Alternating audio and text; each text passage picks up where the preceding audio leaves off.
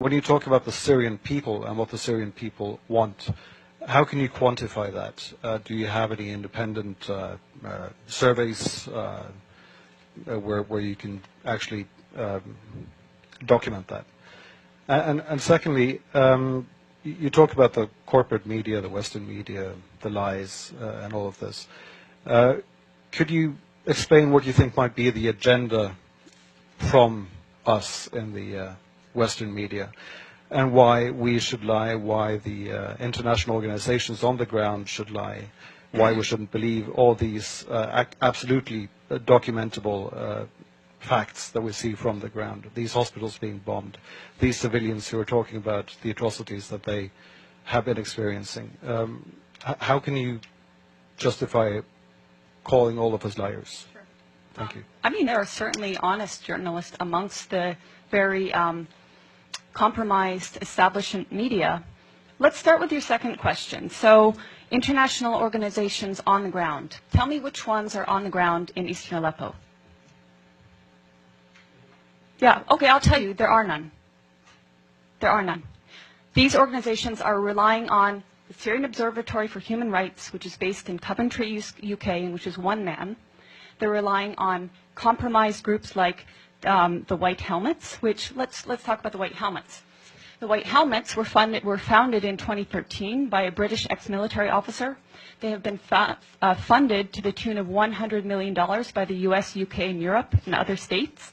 They purport to be rescuing civilians in Eastern Aleppo and Idlib, yet no one in Eastern Aleppo has heard of them. And I say no one, bearing in mind that now 95% of these areas of Eastern Aleppo are liberated. The White Helmets purport to be neutral, yet they can be found carrying guns and standing in the dead bodies of Syrian soldiers. And their video footage actually contains children that have been recycled in different reports. So you can find a girl named Aya who turns up in a report in month, say, August, and she turns up in the next month in 2 different locations. So they are not credible. The SOHR is not credible. Unnamed activists are not credible.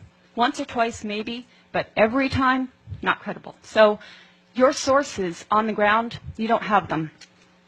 As for your agenda, not your, but the agenda of some corporate media, it is the agenda of regime change.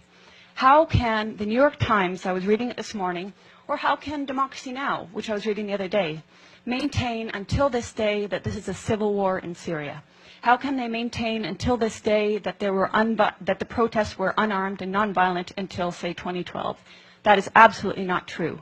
How can they maintain that the Syrian government is attacking civilians in Aleppo when every person that's coming out of these areas occupied by terrorists is saying the opposite?